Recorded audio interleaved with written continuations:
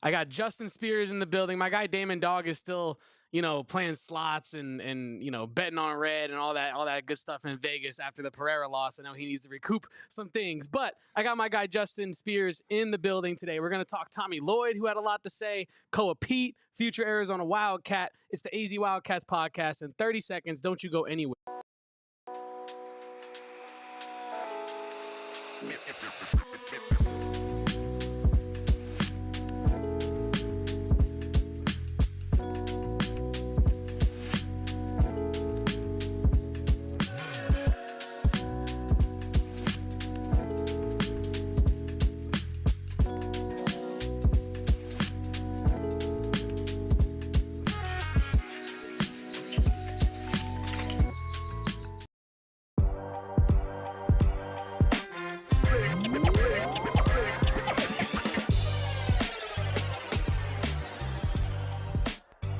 What is good, everybody? It's your boy, Kevin Thomas, in the building with the AZ Wildcats podcast. And I got Justin Spears with me today, folks. It's a big-time Monday, big superstar-studded Monday with anytime Spears is on the show. Justin Spears, how you doing, my friend? Doing great. Allergies kind of kicking my butt right now. So I'm going to set the over-under on sneezes on this podcast. We'll do 1.5. 1.5 sneezes. Place your bets, over-under. All right, 1.5 sneezes. Someone track it in the chat. We'll pay out at the end of the show. For legal purposes, I am kidding. But Spears, obviously you had a busy weekend. You were at the Color Guard. My guy Damon, he's out in Vegas, left me high and dry. Just wanted to go party it up with Alex Pereira and Dana White and all those guys. But I'm happy to have you here today, Spears. AZ Wildcats podcast, not going anywhere. But what were you up to this weekend? What were you getting busy doing? Man, it was a busy week out here in Tucson, Arizona. So for those that don't know, basically what I do outside of my occasional appearances on PHNX Wildcats. So I'm the one host of Spears and Ali weekday mornings on ESPN Tucson. I host the radio show with my guy Ali Farhang. We talk about all things Arizona Wildcats, all things what's happening in Tucson, Arizona. So from 7 to 9 a.m., you can listen to us live on ESPN Tucson. And then I'm also the Arizona football beat writer as well. And I cover the Wildcats for the Arizona Daily Star /Tucson.com. And as you guys all know, this is the off season. I mean, we got spring football happening next week. And that should be exciting. So I'll have all your coverage on that front. But this is kind of a slower time for me. And so I try to help out with our coverage on other things happening in Tucson, Arizona, not just the U of A. And it was a busy week in Tucson sports. Last week, starting on Sunday, we had the World Baseball Classic. The last game was on Thursday. We saw 4 teams out here in Tucson, Arizona, Colombia, Brazil, Germany, and China. And this was also kind of like a tryout for professional baseball in Tucson, Arizona. So Pima County actually pumped in $425,000 into the playing surface at Keno Veterans Memorial Stadium, or for the OG T-Lokes out there that are listening, the stadium formerly known as Tucson Electric Park. And we saw a great playing surface. They also pumped in a lot of money for a brand new scoreboard. They put in new benches in the dugouts. They've touched up certain areas around the ballpark. And the playing grass, like the playing surface, it looked fantastic. It looked like it was in pristine shape. And by the way, that is the first time that grass at Tucson's baseball stadium had been replaced since 1998. So when the D-backs first became a franchise, when they brought the Tucson Sidewinders to the old Pueblo, that was the last time the grass got replaced. And I think about how many spring training games have been played there, how many minor league teams have played there. I think about all the KFMA days, all the concerts, and all the other things that happened there. There's been a lot of people that have been on that grass. So to replace it for the first time since 1998, I think was very special. And the World Baseball Classic experience was great. The teams loved the experience. They loved, seeing the people out there. Could there have been more people out there? Sure, but it was really cool to see the players enjoy the experience. It was cool to see Manny Ramirez cheer on his son Lucas, who was playing for Team Brazil. I know that Manny is from the Dominican Republic, but Lucas's mom is from Brazil. So Lucas decided to represent Brazil. Probably a smarter move on his part because the Dominican team is very stacked. So yeah, he was representing Brazil, and they beat Germany to go on. Colombia, they were the headliner. They went on to punch their ticket to the World Baseball Classic. And so it was really cool to see professional baseball back in Tucson for the first time in a long time. It was the first time that a Major League Baseball sanctioned event was held at that stadium since 2013. And I think that this just shows that a minor league baseball team can come to Tucson, Arizona and call it home, or maybe even a Mexican baseball league. There's a lot of fringe Major League Baseball talent at the Mexican really baseball fun. league level. So to see America's team in Tucson, it'd be kind of like a Toronto Blue Jays element to it, right? You got one team in Canada that's in a league where it's mostly American teams. I think it'd be cool to see Tucson have a Mexican baseball league team. And not only are you rooting for Tucson, but you're rooting for America. You're rooting for the stars and the stripes. So that could be something happening in the future. Hell yeah. And so that's something that we can get something in the future. So that's something to monitor.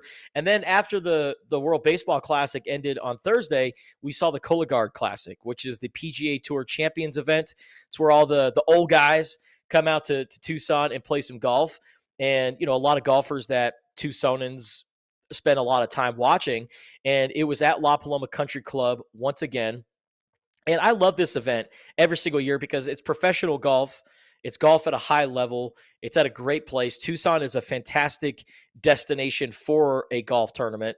And it also spreads awareness for colorectal cancer. This was an event that started a little over a decade ago, and it has just evolved over time. They had over 300 colorectal cancer survivors in Tucson for this event.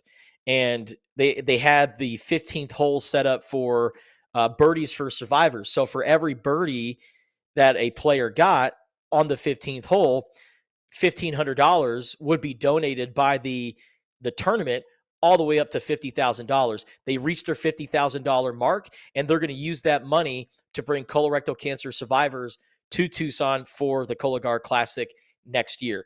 So it's a great event. It brings a lot of awareness to colorectal cancer, and it had a very exciting finish. Stephen Alker overcame a 4-shot deficit and rallied on the back nine and won the event in playoff fashion. So it had an exciting finish. It was cool to see professional golf, professional baseball in Tucson, Arizona. And, this is coming after the 100th Tucson Rodeo. And then later on in the summer, in August, I believe, the IFL Championship will be played in Tucson, Arizona. So the Arena League is going to have its championship game, whether it has Tucson or not, in Tucson. So there's a lot of cool things happening in Tucson. Outside of the University of Arizona, I think a lot of T-Lokes have a lot to be proud of. And look, one of the things that I discovered when I was going to the U of A, right, is that Tucson is incredibly underrated from a sporting standpoint, right? There are so many other ways to get involved, even just outside of the U of A, right? In terms of, like you said, the rodeo. There's baseball. There's some soccer situations going on in Tucson as well. It's a very huge sporting community, and I think your idea of the baseball team trying to have proof of concept that baseball works in Tucson, I think that would be a really fun avenue to get more Tucsonans involved in the sport of baseball. And I think that's a very smart avenue for it. But I also wanted to talk about our guy, Brant Brennan, because he was also at the Cologuard Classic. This is getting this from Jenna Fink's Twitter here. But the guy's been everywhere. My guy Saul Bookman even told me that he was at the Kansas game over the weekend as well. So he's just jetting and jiving all over the place. Is Brent Brennan right now. And honestly, I love to see it. You talked about how this is kind of a great year for Tucson sports, not the results, but the 2025, right? The 100th Rodeo, the WBC, the Cologuard Classic, Brent Brennan jetting and all over the place. Maybe the vibes are up. I think the vibes are coming back, Justin Spears. We just needed to have a nice little respite from the football season that was. But I'm happy that Brent Brennan is everywhere, showing his face this offseason. He's not hiding. He's actually getting out there a lot more. And I think this is kind of the coach that that we expected to see when he joined, but he joined at such a crazy time that he couldn't be that guy. So I just wanted to show that photo because I think that was really cool to see him there, and then also hear that he was at the Kansas game as well. Jet and jiving. I'm adding that to my arsenal. Oh yeah, you jet sometimes and you just gotta jiving. jet and jive. My guy Damon Dog, he's jetting and jiving. He did the post game show, went on the plane, got to Vegas, started partying up. But he went from the plane to the hotel to drop off his stuff, and then literally went right to the UFC 313. He got in there for the Justin Gaethje fight. He got in there for the co-main and the main, and that's what I call commitment to the game, because he didn't have to be here for the Kansas post-game show, but he wanted to be. So yeah, jetting and jiving. Sometimes you just got to do what you got to do. He is a limousine riding, jet flying, jet and jiving son of a gun, and he's having a hard time holding those alligators down. We got a hell yeah and a woo. We got Stone Cold and Ric Flair. We're on the road to WrestleMania when we start breaking this stuff out, because it's about that time of year, Justin Spears. I don't know how closely you follow it, but we are on the road to WrestleMania. I wanted to quick ask you before we switch topics here. Have you ever had a blackberry margarita, Justin Spears? No. That's interesting though. Yeah, we were talking pre-show. I went to a restaurant that will remain unnamed because of our guy Max. He'd strangle me. But they had a blackberry margarita, and I had never had it before. I sampled it, and I was like, you know what? I mess with this. I like it. It was a frozen blackberry margarita. Never even seen it before. It was pretty good. It was pretty good. I wanted to see if you had one. I know you're a great man of culture.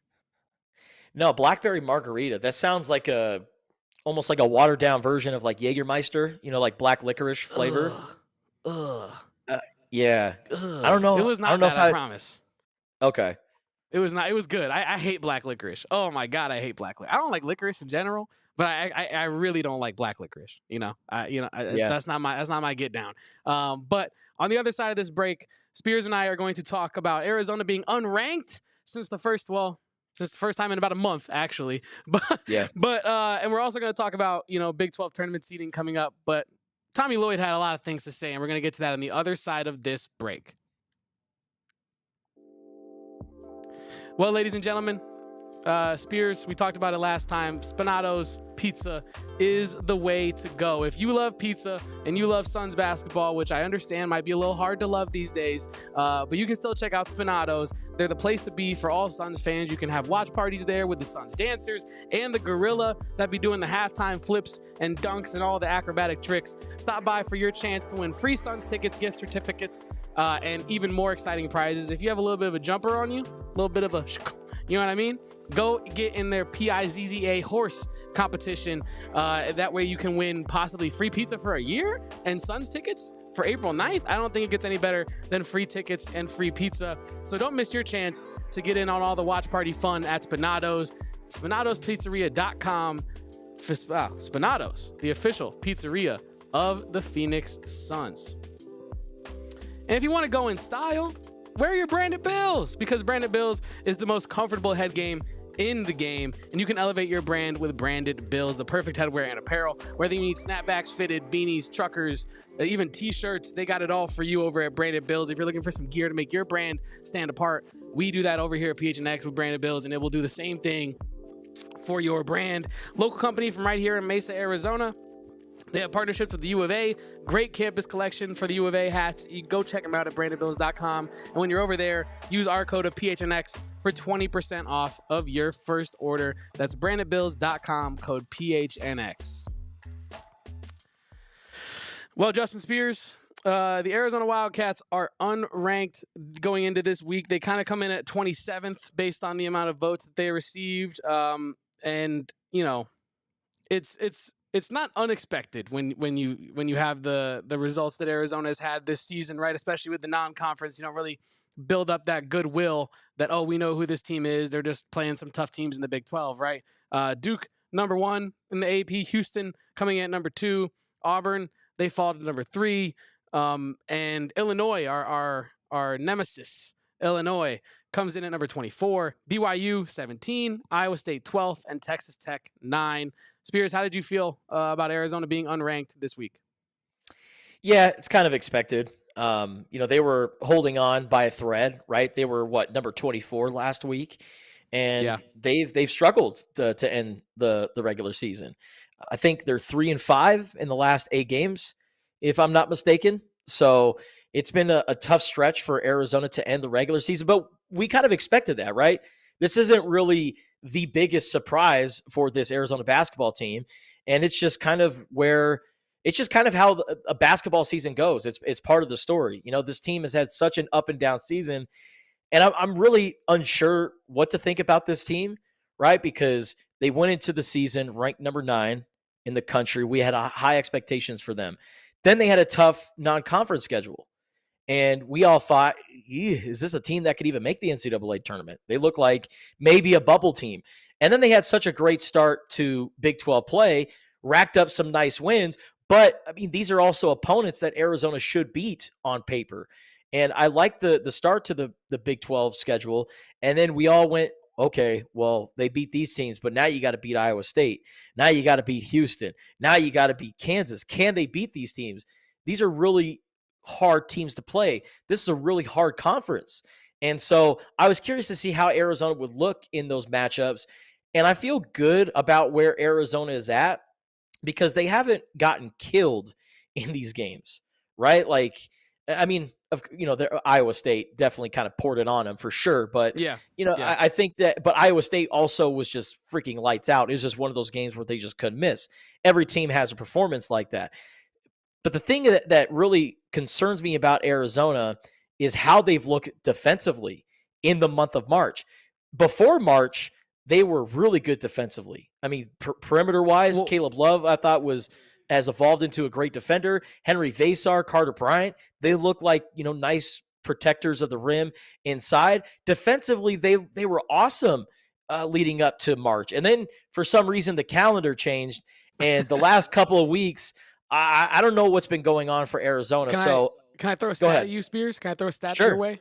Yeah. I found this from our Locked On Jayhawks guy in preparation for the Jayhawks game. Going into the Kansas game, the previous 5 games, Arizona, who, like you laid out, offense was kind of like very efficient, but they can't shoot the ball at all. Defense is almost championship caliber, right? Over the 5 games going into Kansas, offense was 99th percentile, one of the best offenses in the country. The defense, 2nd percentile, one of the worst defenses in the country. And it's kind of crazy that it just flipped on its head, a complete 180 like that. But yeah, it kind of illustrates your point right there in the numbers. I say it all the time on Spears and Ali, and I'm going to say it here. Arizona basketball is like a box of chocolates. You don't know what you're going to get. And here's why I'm confident with this Arizona basketball team. We've seen in years past, they get through the non-conference schedule, and then they're just kind of sleepwalking, going through the motions in conference play because the Pac-12 in recent years has been top-heavy, right? Of course, you got your UCLAs, your Oregons, a team that comes up every now and again that tests Arizona. But for the most part, in the latter part of Arizona's Pac-12 tenure, they would just kind of sleepwalk and go through the motions, and then they would get to the NCAA tournament. And, kind of like, I think it's Mike Tyson. He said, everyone's got a plan until you get punched in the face. And then you get punched in the face and you're like, oh, shoot, what the hell happened? And we've seen Arizona get punched in the face in the tournament and they have no idea what to do. I'm confident in this Arizona team because I feel like the tough non-conference schedule, Big 12 play, playing in these hard environments, and then what you're about to get in Kansas City, I feel like they're battle-tested to make a run in the month of March. But then I also look at the other side. Is this team exhausted? Are they on E right now? Because, KJ Lewis, while he is great defensively, teams are leaving him wide open for 3. You don't want to see that out of one of your guards. And so, this team has some things they need to iron out, but I also have seen this team look like a national championship team, a team that's very capable of getting to the Final Four. I think they have the pieces. However, the ending to the regular season suggests that this team might get bounced early, but I feel confident that this team can make a run. We shall see.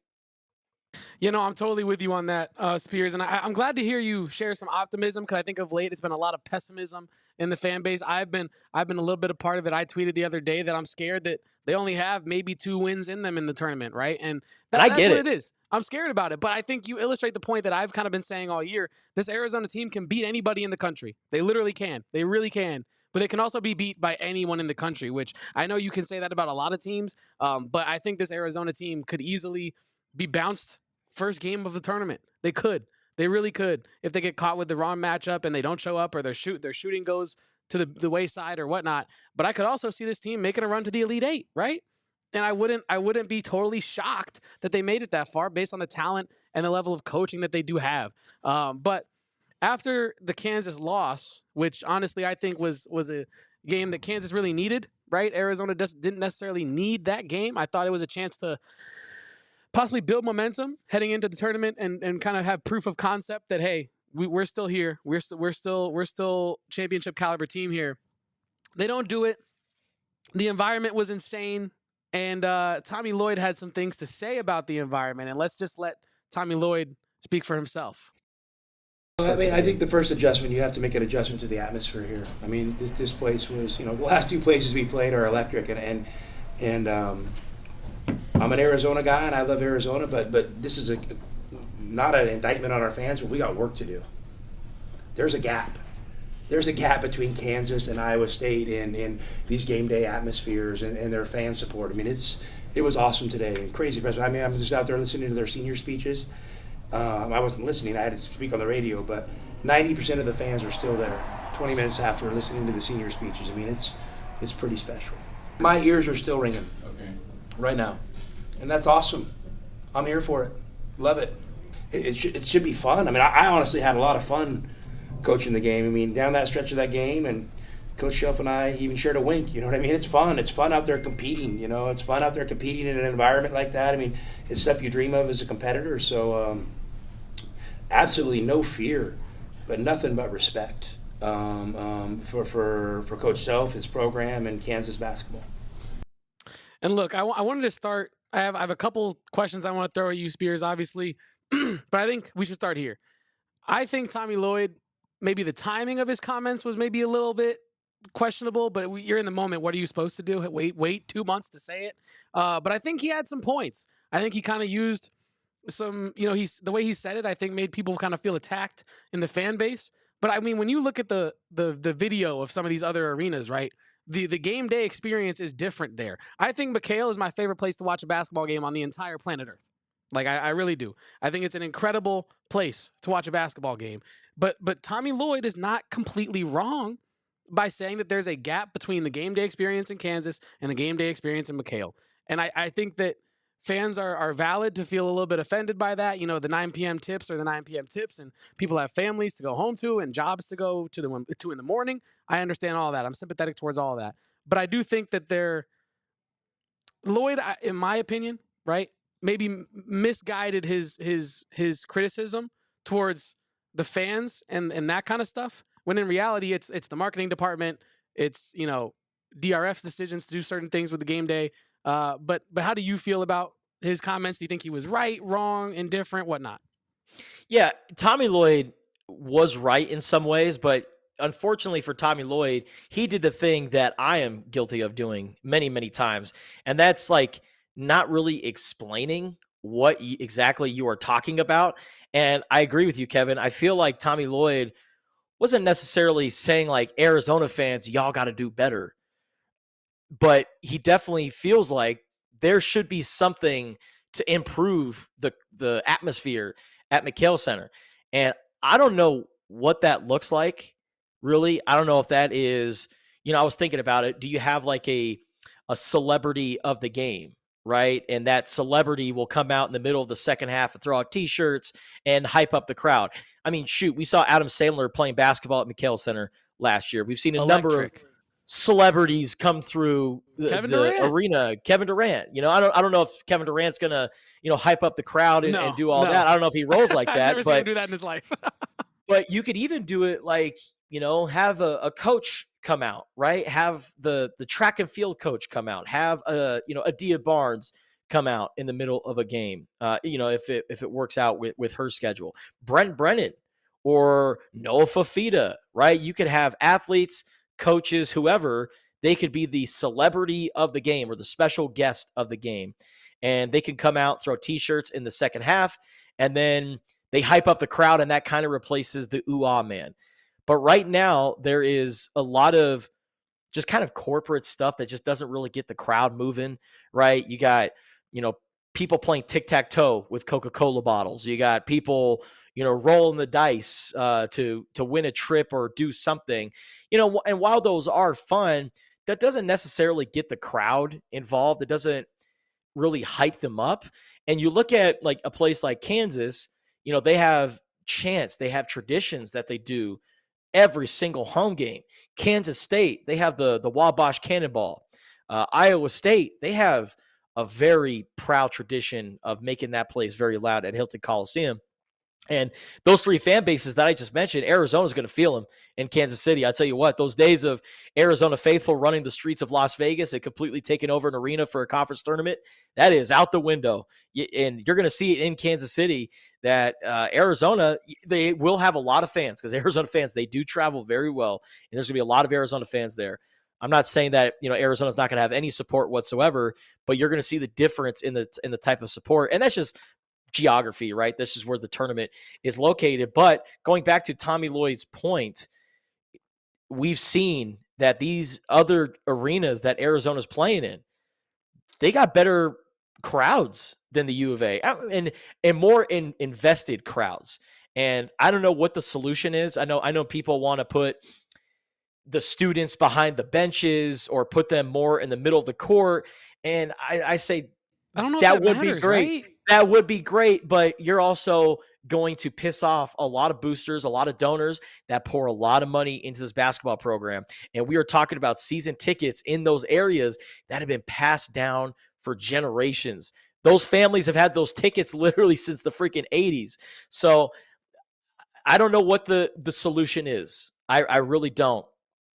But if we are comparing Arizona to other schools in the Pac-12, Arizona, best by far. But in the Big 12, it's a different animal. And Tommy Lloyd has felt that. He's experienced that. I've talked to many boosters and donors that have traveled with the team, and they have even told me that, yes, there is a huge difference. Now, but here's the thing. I looked at Kansas basketball schedule. They had 2 games tip off at 9 p.m. or later Central Time and Kansas time. And both of those were road games. So local time, it was more like 8 o'clock, 7 o'clock. How many home games has Arizona had where it starts at 9 p.m.? I was going to say, right? What they have 10 p.m. starts? Exactly. So not to mention that ESPN pushes it back half an hour and then pushes it onto ESPN News, and then you have to switch over in the end of the first. Never mind. Discontinue. My bad. And Kansas, like Tommy Lloyd was talking about, like, I watched Kansas's or I was listening to Kansas's senior day ceremonies and they were doing speeches and 90% of the crowd stayed. And it's like, well, yeah, because it's 6 o'clock Kansas time. The sun is right? still up over there. So the sun is about to go down and it's a Saturday. You're trying to tell Arizona fans, hey, listen to Caleb Love's senior day speech when it's approaching midnight on a Tuesday. A lot of these guys are like, yo, Tommy, I got work in the morning, man. I got to go home. So yeah, I don't know if Tommy Lloyd was not wrong, but I also felt like, I don't know, comparing the senior day ceremonies, I wouldn't have done that. And but look, Tommy was not wrong. And yeah, I don't think he's wrong. I thought he was a little bit misguided though, because I don't think that Arizona fans have work to do. I think Arizona's marketing team and I think that the Zona Zoo organizers have work to do, right? Because when you look at all the synchronized jumping up and down chants and all this kind of stuff that other student sections are able to do, we don't do that at McHale really. Like we do the coming out of the half, the big tarp banner with the thunder sticks, but thunder sticks get old after a while, right? Like it can't be thunder sticks at every single game. And I understand that you want to have some sort of through line of continuity of what it's like to be at McHale and experience a game there, but you got to mix it up a little bit. I think your point about how the between timeout stuff and halftime stuff is a little bit corporate. It's 1000% corporate. I think when when fans know between timeouts, I can go down on my phone and do whatever. There's nothing that they're going to show that I haven't seen before or whatnot. I think that's the way to go. I think you have to make the game day experience more fun for the fan, right? I think that's just what it is, right? Because the team is going to be the team. It's going to change year in, year out. It's not always going to be the same team. So that's what it is. But that's Lloyd's job, is to build the team, win the games, help put butts in the seat that way. The marketing team's job is to then, once butts are in the seats, keep them there and make them come back. And I don't think that the marketing team has done a good enough job of doing that. A lot of people on Twitter, and even Javier in the comments here, have been talking about how this is actually Lloyd's fault for not recruiting or coaching better. And I think that criticism is a little bit misguided. But like I said, it's Lloyd's job to build a team that people want to watch, right? And so if you do feel that Lloyd hasn't given you a recruiting class that really says, oh, I gotta go watch, Koa Peat and Brayden Burries play on the same team, I understand that to an extent. But I do think it's kind of, in a way, misguided, just the same way Lloyd's criticism was misguided in that way. But yeah, I saw you tweet out earlier today, Spears, what are some ways Arizona can change the game day experience to make it better? Did you get any good, call and response there? Did you get any good feedback on that? Anything we can take right to DRF or no? I have not combed through the comments yet, but I'm sure some people are probably like, yeah, it's simple, just win. All you got to do is just win and have a product that people want to see. But honestly, I think, kind of returning back to the old ways would be nice. And I know people, they don't want to hear that. They're like, we need to evolve. We need to move forward. Turn the lights on. You're right. I know Arizona, they kind of wanted to go for like the NBA atmosphere and make it look cool. No one likes the NBA atmosphere. Get the DJ out of here. Get the lights back on. Give us the pep band, all that stuff. I hate the NBA experience, like in person. Well, in the pep band, they would do something before games during the loot era where they would play like dun, dun, yep, dun, into the tip-off. Yep. Go! And it'll go into the tip-off. They don't do that anymore. The nice shot, buddy, after a free throw, some people do it, but it's not as prominent. Like, you would hear it on TV. You don't really hear that anymore. What I would like to see is center court, right? Right in the middle, instead of the block A, let's have the cactus logo. But now you're talking my language, Justin Spears. Now you're talking my language. But the thing is Arizona as a brand, they're like, no. The block A, that is our brand. The A is us. And they're not going to put the block A, or they're going to keep the block A there. I just figure I would like to see the cactus logo right center court, or put it underneath the basket in the paint and make it very I've said you got to do it. You got to do two alternate logos in the opposite corners as the cactus, and I know they're not going to move the block A like you said. But yeah, I think you have to have it on the court. You got to have some sort of representation of that. You're completely on the money with that. Yeah. So they need to do something. But changing up the court isn't going to, I guess, improve the fan experience. Like you said, Kevin, they bring people to the games. Like, Arizona basketball is an attractive brand. And like, kind of going back to like my celebrity guest, you could bring back former players, right? Think about all the great retired players that I'm sure would love to come back to the U of A. I'm sure Andre Iguodala would love to throw out shirts and get the crowd hyped up in the middle of the second half. You have to do something that gets them engaged and gets them excited and create a very loud environment. It's a loud environment, don't get me wrong, but in comparison to some of the other schools, it could certainly improve. So I need Nice Shot Buddy to be more prominent. I need the pep band to be more involved leading up to the games, and I need the celebrity guest / ooh ah man to be a thing at Arizona. But I'm sure Arizona Athletics, they have open ears to anyone who's willing to pitch them some ideas. So I tweeted out earlier, go ahead and comment, and maybe the right person will see it, because Arizona definitely needs to improve just a little bit. No, I'm totally with you on that, Justin Spears.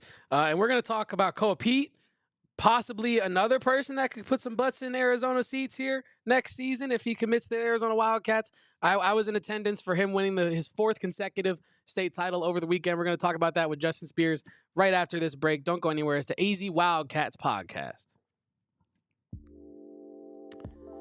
Well, Justin Spears, I've been collecting things recently. You know, I've started a bit of collections here and there. But if you are a sneakerhead and you are, you know, one that loves to collect shoes, that's not, you know, what I've been collecting. But I do love a nice pair of sneakers, and I will be checking out Gila River Resorts and Casinos, The Collection by Gila River. Sneakers, stories, and style reimagined the Upper Deck Kitchen and Bar at Gila River and turned it into a sneaker lover's dream. From March 20th to March 30th. From the first step to the final dunk, discover the history and artistry behind each pair of sneakers. Bibby's personal collection that spans decades with rare limited edition releases and exclusives straight from his vault will be on display. So if you're a Mike Bibby guy, make sure to go check that out. Link to the promo you can be found in the description below. You do you at Gila River Resorts and Casinos. Visit playathela.com for more details.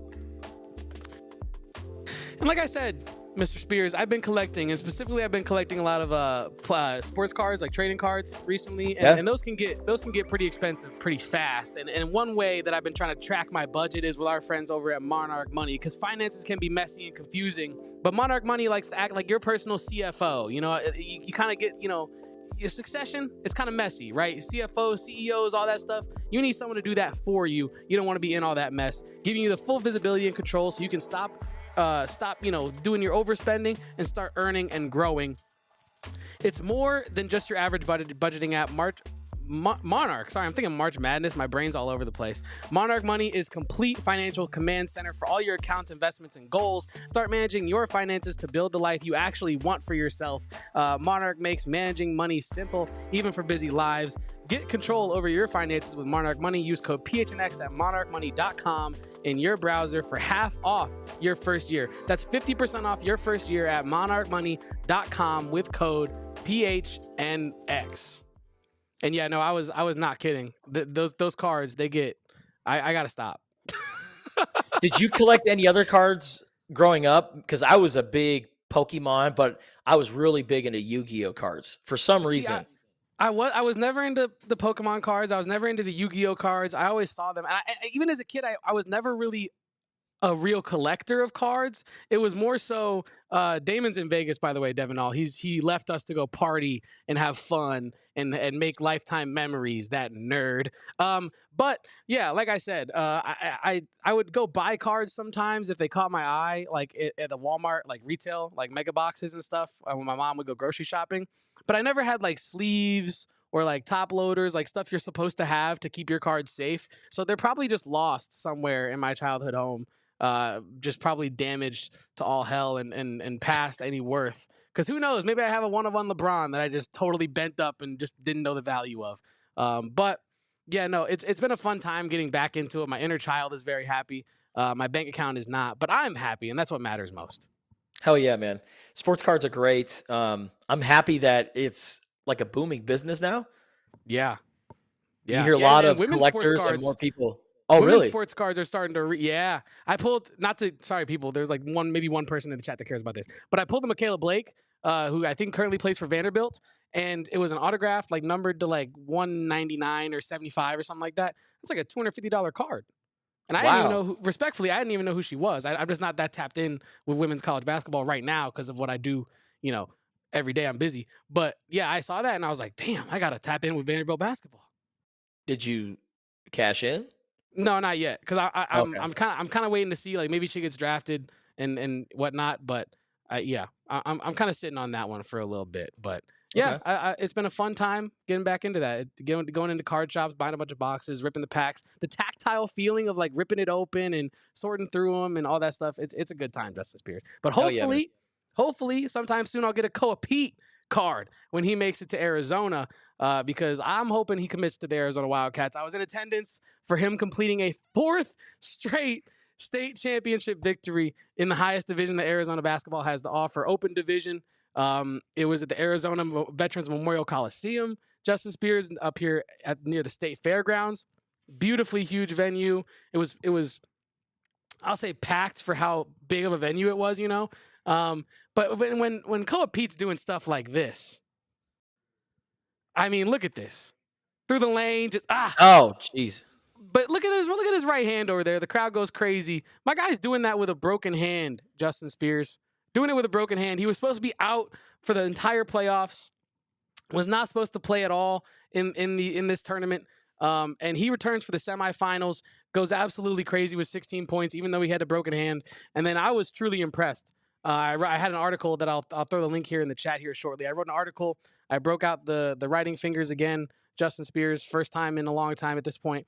But I had to write some takeaways from Koa Peat's performance. And his performance with the broken hand was truly impressive, man. Like the lack of fear that he had with using the hand. He was not tentative at all. In fact, I think he was aggressive at times on defense, dunking the ball multiple times with both hands. And I mean, I've never really dunked a basketball truly at full speed like that. I don't know if you have, Justin Spears, but that hurts your hand really bad. Even if you're fully healthy, if you really slam it down with some ferocity there. And Koa Peat was doing that, and he was definitely feeling the pain. I tweeted out a video, and if you want to go check it out, it's on my Twitter page at KevoPost. But I tweeted out a video of him coming back from halftime, Justin Spears, and he was the last guy out for a while from the halftime. He comes back, he's flexing his hand, grimacing, doing the whole thing. Like he was really giving it his all to go out on top, go out with some history with his guys. And I also want to shout out Nono Brown, his point guard, who held it down with the ball handling duties and took a very hard foul from a Sunny name is Slope player Nono? and played. Yeah, his name's Nono. I don't know if it's short for something, but like on the roster, it's Nono Brown. Capital N, lowercase O, Brown. That's a hell of a name. Oh, it's great. Oh, it's I heard Like it you on heard the a roster. yeah from the Sandlot, but let me introduce you to No. Yeah, Perry. no. Yeah, those are two siblings right there, just waiting to happen. But yeah, no, it was a really, really impressive performance from Koa Peat. He clearly was giving it his all. Just to be out there and play that game. I was impressed with his, I mean, obviously his athleticism is off the charts and he's highly skilled. The man banked in a damn three with a broken shooting hand, Justin Spears. I mean, Tommy Lloyd, we need this kid now. We need him yesterday. The man is a leader. He's a great teammate.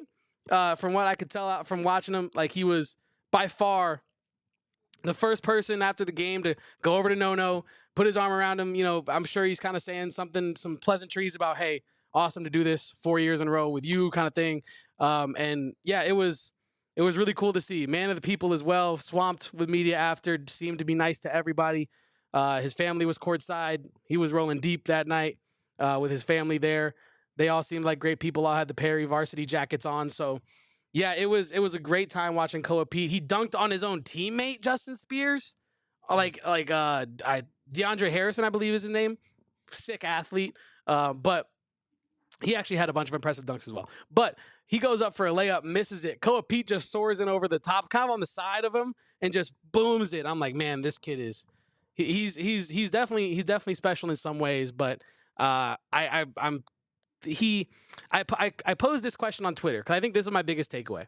After watching Koa Peat, I'm unsure if in a world where you can only have one, if I'd rather have Pete or Brayden Burries. And that's the question I bring to you. So I'm giving you the floor to speak about Koa Peat, but I also am asking you, if you had to pick one, would you rather have Koa Peat join Arizona next season or Brayden Burries?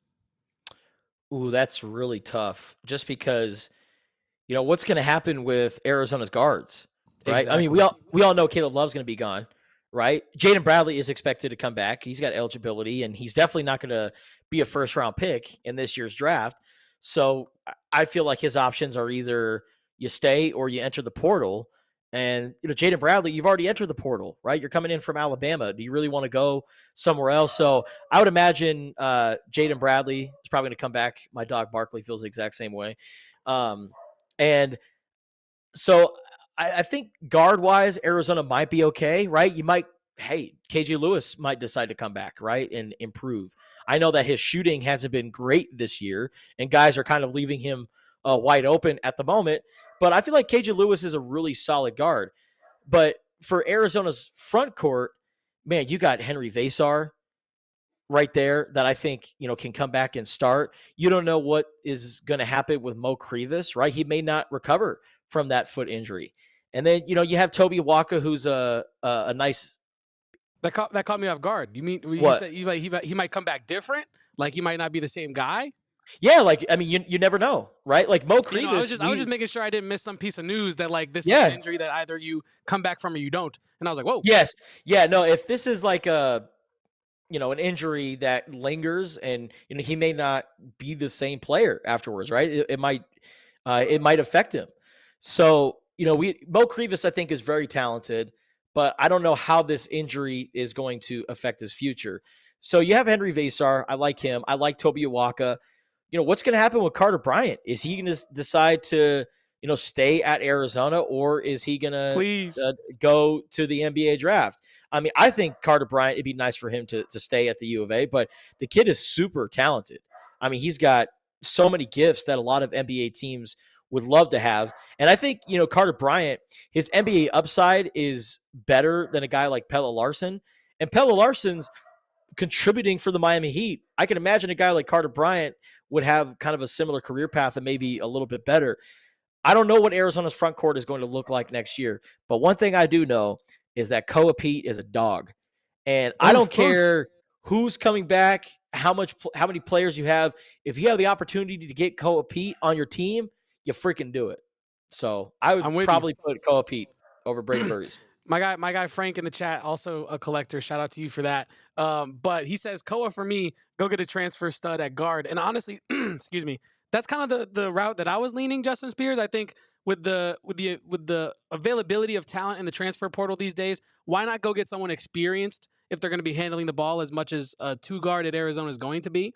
I think you want someone who you can look back on and be like, hey, I've seen this guy do it at a certain level, and I know that he's going to be a steadying hand, or he's going to be able to shoot the lights out, or whatnot. It's a known entity, right? I think with Koa Peat, you kind of want to take the Carter Bryant flag, right? You're just going to say, hey, this is a kid that can be a real game changer, a real ceiling raiser for our program. We need to focus on this. And the guards, there are a bunch of guards out there, with all due respect to Brayden Burries. Hopefully, Jaden Burries is the backcourt next year. I don't know. But I think you go get Pete, man. Like if in a world where you have to get one or the other, obviously you want both if you're Arizona fans right now.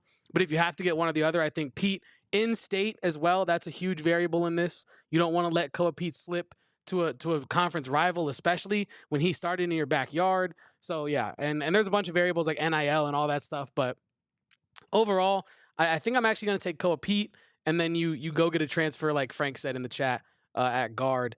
And we're going to wrap up the show today talking a little bit more Koa Peat on the other side of this break. But it's the AZ Wildcats podcast. Don't you go anywhere.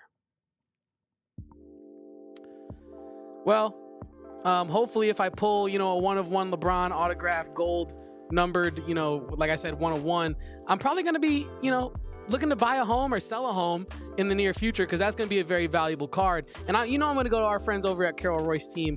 The real estate market can be very competitive, but like a great coach like Tommy Lloyd is going to be doing this offseason, you got to build a team that can make success happen for you and get you in the perfect home with Carol Royce team over there. When you go with Carol Royce team, you know that you're going to get the best home for the best possible price. You're working with all the best lenders in the game, so you don't got to worry about all the financial, mumbo jumbo that you don't really understand, because I don't understand it. Maybe you're smarter than me, but Carol Royce is smarter than the both of us. And I must let people know that if you buy one of Carol Royce's homes and you don't like it within 18 months, they'll buy it back for cash. And that's one of the craziest reimbursement programs I've ever heard of when reading ads, because you're buying a house, folks. If they're willing to give you 18 months to try it out, that's not a mattress, y'all. That's a house.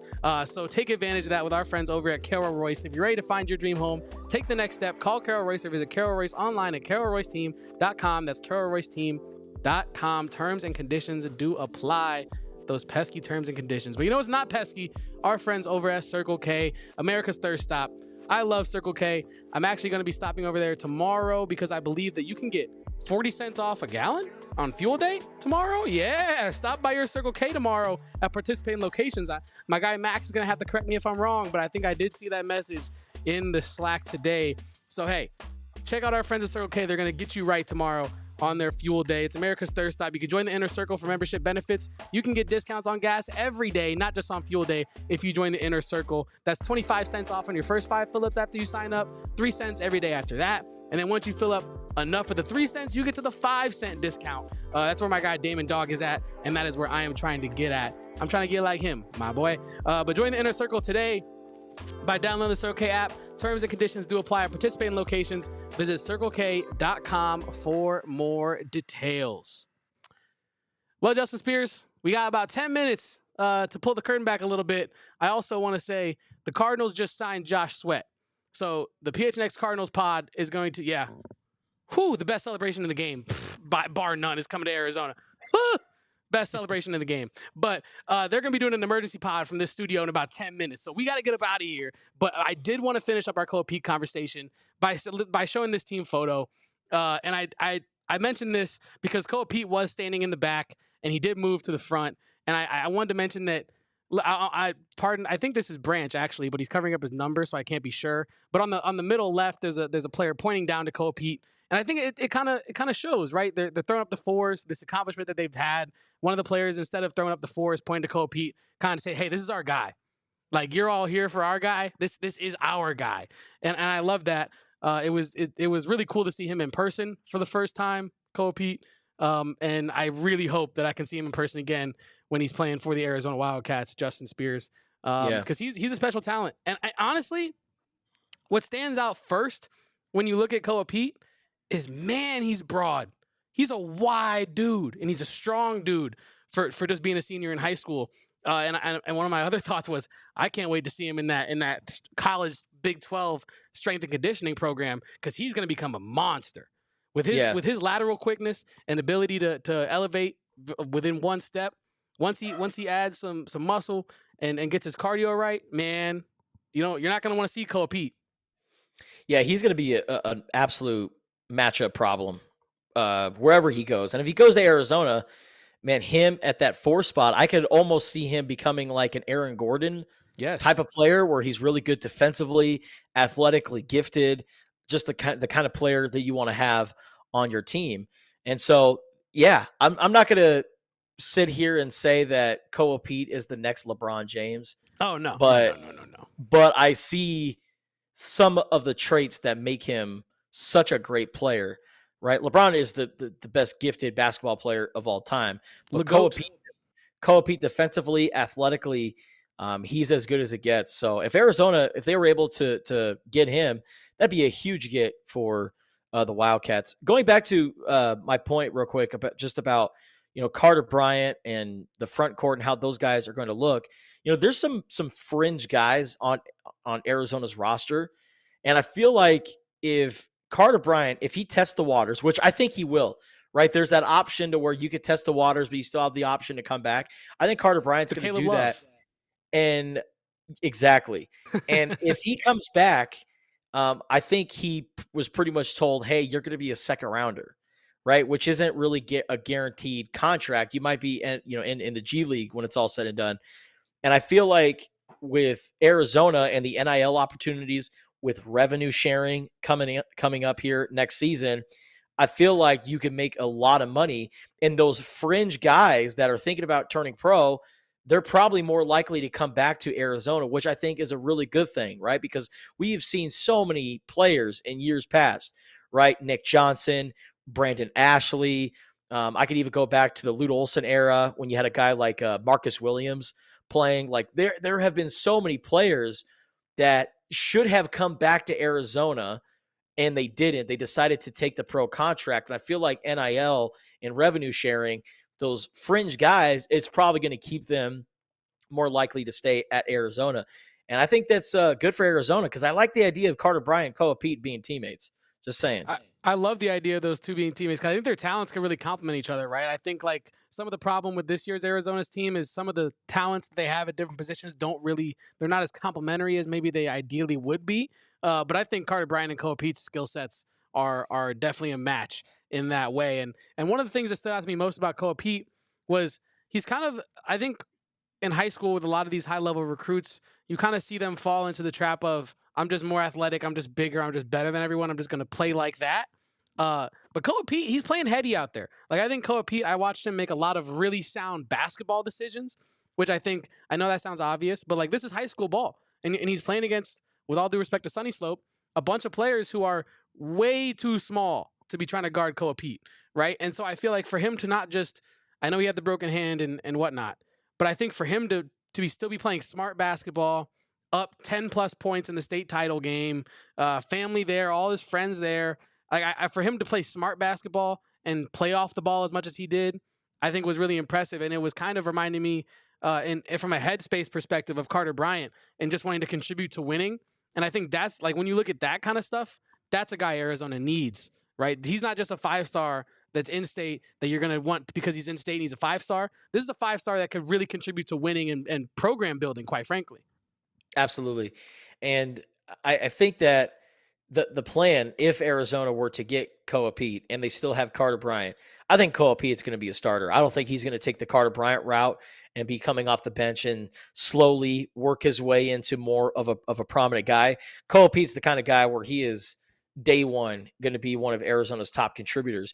But I like him at that power forward spot. And then you have Carter Bryant as a 3.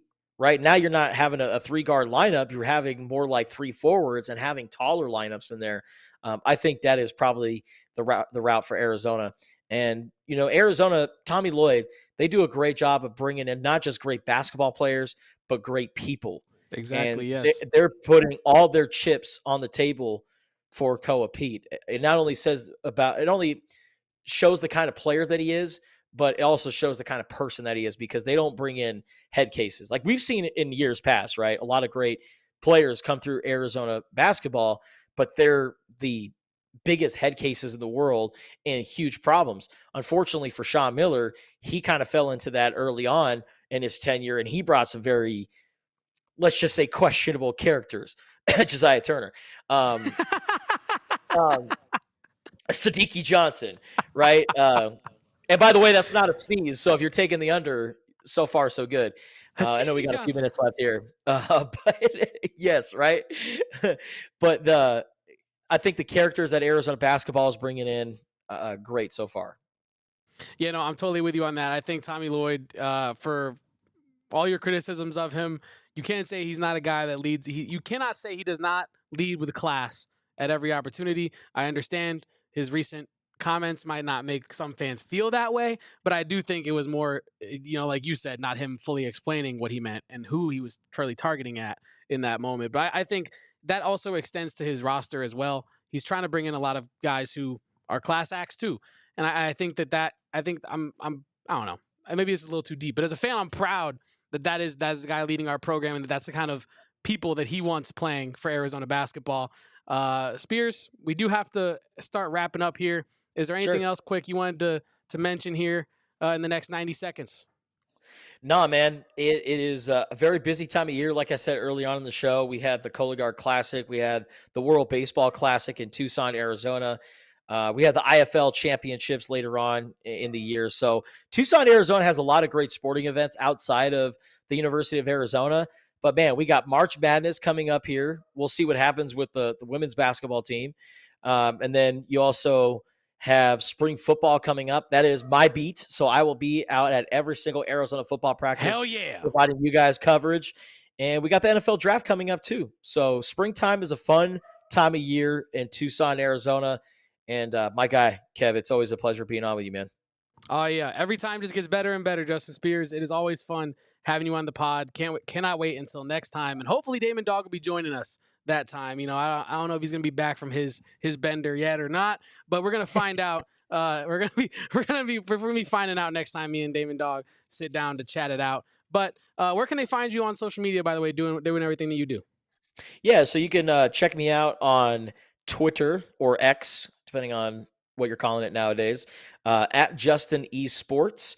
And then you could also follow me on Instagram and whatnot, and then find all my written work by going to Tucson.com, or you can check it out on my Twitter account. So, yeah, that's where I'm at.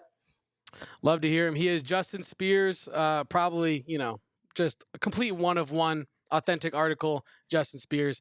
I am your host, Kevin Thomas. You can find me on social media at KevoPost. You can find everything we do at the hub of our Arizona Wildcats coverage at PHNX_Wildcats. And until next time, we're going to be back. Not tomorrow, because obviously we got Big 12 tournament stuff coming up. So we're going to be back later this week for a Wednesday post game. Depending upon who wins that game, we're going to be finding out who Arizona's opponents are live. Me and Damon are going to be doing a post game for that. And then obviously all the Big 12 tournament post games. Oh, me and Damon Dog got your backs with all the analysis post those games. But check us out. Like I said, PHNX_Wildcats. Check me out, Kevo Posts. And until next time, folks, bear down and go Cats. We all silly like the mayor.